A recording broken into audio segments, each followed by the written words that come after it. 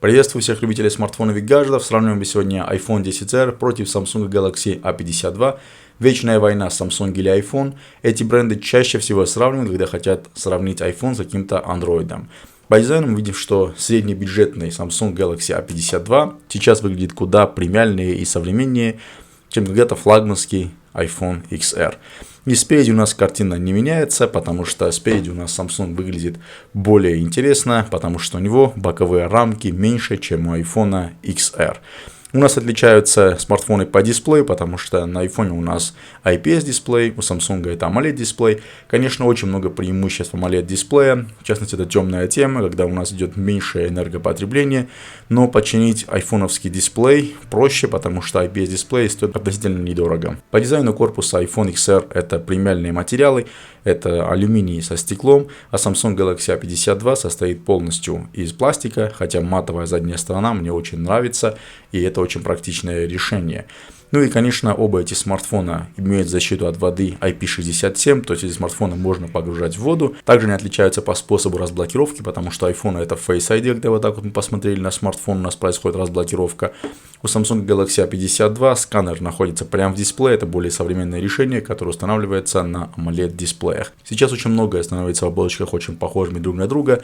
Например, жесты управления есть и здесь, и здесь. Конечно, у каждой из этих операционных систем есть свои преимущества. Samsung дает нам чуть больше возможностей по кастомизации. Например, мы можем одновременно включить два окна, смотреть сверху YouTube, а снизу какой-то браузер. Очень много разных вариантов кастомизации оболочки. Здесь можно поменять все, что угодно. iPhone дает нам чуть меньше возможностей, хотя также появились здесь виджеты. И по программной части iPhone будет всегда дольше поддерживаться, потому что iPhone XR работает на iOS 15. Samsung сейчас заявляет, что 3 года будет обновляться сам Android, ну и, конечно же, их фирменная оболочка One UI также обновляется. Сейчас у нас из плюсов iPhone есть, наверное, экосистема, потому что какой-то кадр, если вы сделали на iPhone, вы можете незнакомому человеку в вашей компании передать фотографию по AirDrop. У Samsung есть некоторые фишки, типа защитная папка, какие-то возможности по приватности, детский режим, когда мы включаем вот такой режим и включаем ему только те приложения, которые мы разрешили ему. Ребенок отсюда никак не может выйти, пока не нажмет на эту кнопку и специальным паролем не сможет отсюда выйти. В общем, по кастомизации очень много возможностей у Android. iPhone, как обычно, считается более плавной системой, но сейчас и Android работают довольно-таки плавно, просто они сильно отличаются, чтобы их сравнивать. По поддержке двух сим-карт оба смартфона поддерживают две сим-карты. На iPhone мы заходим в сотовая сеть, и здесь мы можем добавить сотовый тариф, и включается у нас электронная сим-карта. Samsung Galaxy A52 у нас поддерживает изначально две сим-карты, и можно также клонировать приложения. Например, можно поставить 2 Telegram, 2 WhatsApp. А вот iPhone не так много позволяет клонировать приложения. Ну, можно скачать WhatsApp Business, можно скачать Telegram и пользоваться вторым аккаунтом. Например, пользоваться, скажем, Viber 2 аккаунтами уже не получится. А вот Samsung такой возможности даст нам полноценное использование двух сим-карт с двух аккаунтов. И мы видим, что по цене самый дорогой Samsung Galaxy A52 в версии 8256 памяти все равно выходит дешевле, чем iPhone XR в базовой комплектации на 64 гигабайта.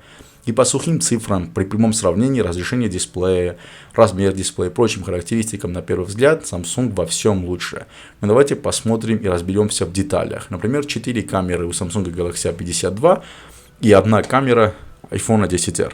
По сути, у Samsung только 2 рабочие камеры, а у iPhone только одна камера, нет сверхширокоугольной камеры. Что мне не нравится, то что в приложении камера очень легко можно здесь одним разом переключиться на все основные камеры, сделать 10-кратный зум. А iPhone такой возможности не дает. Нам нужно всегда подтягивать вторую руку вот так вот, чтобы у нас появился вот такой ползунок. Какого-то переключения изначально, когда мы включили камеру, нет. И поэтому iPhone управлять приложением камеры не так удобно. По примерам фото многие кадры сравнимы. Единственное, что охват селфи камерой у Samsung Galaxy A52 больше, а у XR он меньше. На фотографиях Железноводского парка кадры похожи, но съемка против света мне нравится больше у Samsung. И при этом у Samsung есть сверхширокоугольная камера, которая охватывает явно больше, да и снимок получается в целом довольно хорошего качества. Конечно, она уступает основному модулю, но для социальных сетей точно подойдет. На фотографиях с зелеными декорациями какой-то разницы я не заметил, а вот эти кадры очень похожи на первый взгляд, но если приглядеться, то фонари лучше получились на Samsung. Ну и плитка также мне нравится лучше у Samsung Galaxy A52, iPhone как-то размыл плитку. И также кадр на сверхширокоугольную камеру Samsung Galaxy A52 вполне хорошего качества, хотя само качество сверхширокоугольной камеры во всех кадрах уступает основному модулю. Портретные фото получились хорошими и у Samsung, и у iPhone, но кадр на iPhone мне понравился больше. iPhone сделал фотографию ярче, показал лицо на переднем плане, ну а все, что кроме лица вокруг, он размыл, что и требуется от портретного режима. Далее кадры очень похожи, я не могу выявить какого-то лидера. Пример фотографии с часами и пример фотографии портретного режима на Samsung. iPhone пишет, что не может включить портретный режим, потому что люди не найдены. Но и без портретного режима iPhone сделал хорошую фотографию часов.